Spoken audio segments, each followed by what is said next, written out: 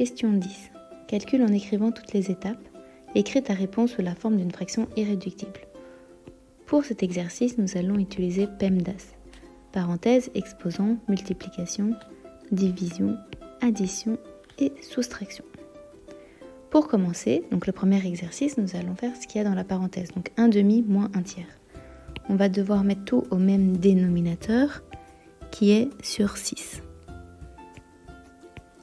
On va devoir faire 2 fois 3 pour arriver à 6. Donc 1 fois 3, ça donne 3. 3 fois 2 pour arriver à 6. Donc 1 fois 2 qui donne 2. Et je réécris fois 3. 3 moins 2 fait 1/6 fois 3 qui est égal. Donc pour multiplier des fractions, on va mettre 3 unièmes. Comme ça, nous avons deux fractions. Et pour simplifier, on devait faire en croix ou alors avec un numérateur et un dénominateur. Pour cela, on regarde ce qu'on peut diviser entre eux. 3 et 6, je peux diviser par 3, donc j'obtiens 1. 6 divisé par 3, ça donne 2. Et donc, 1 fois 1, ça donne 1. 2 fois 1, ça donne 2. Je multiplie les numérateurs entre eux et ensuite les dénominateurs entre eux. Pour le suivant, j'ai 1/2 moins 1/3 fois 3.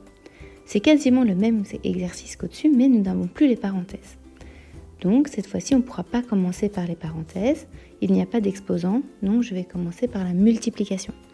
Et la multiplication, c'est 1/3 fois 3. Comme à l'exercice d'en haut, je vais marquer 3 unièmes.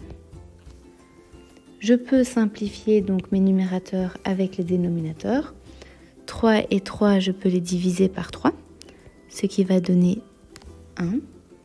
Et donc, je réécris 1/2 moins 1 fois 1, ça fait 1, sur, et le dénominateur 1 fois 1 qui donne 1, qui est égal, je mets tout au même dénominateur, donc sur 2, j'ai 1 moins 2 qui donne moins 1/2. Ici, j'ai que des additions et des soustractions, donc ça veut dire que je vais appliquer l'ordre de lecture. J'ai moins 1/2 plus 2/3. Ou alors, on peut carrément faire tout en même temps, cela dépend si vous êtes à l'aise ou pas avec les fractions. Ici, on va tout faire en même temps, on sait que dans la table 2, 3 et 4, nous pouvons tout mettre sur 12. 2 fois 6, ça donne 12, donc moins 1 fois 6, ça donne moins 6. De 3 à 12, j'ai fait fois 4, donc 4 fois 2, ça fait plus 8. Et 4, pour arriver à 12, j'ai fait fois 3, donc moins 3 fois 3, cela donne moins 9, qui est égal. Je fais moins 6 plus 8 qui donne 2, 2 moins 9 qui donne 7, donc j'ai 7/12. Et ma fraction est bien irréductible.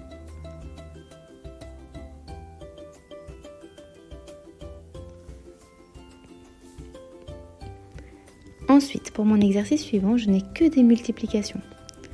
Donc, nous allons appliquer la règle de je peux simplifier un numérateur avec un dénominateur. Donc, cela peut être en croix ou alors en colonne. Je peux simplifier 2 et moins 8 par moins 2. Moins 2 divisé par moins 2, ça donne 1. Moins 8 divisé par moins 2, ça donne 4. Je regarde si je peux simplifier autre chose qui est dans la même table. Je vois que j'ai un numérateur qui vaut 4 et un dénominateur qui vaut 4. Si je simplifie les deux, 4 divisé par 4, ça donne bien 1. J'observe que j'ai également moins 3 et 9 que je pourrais simplifier, ce qui va me donner moins 1.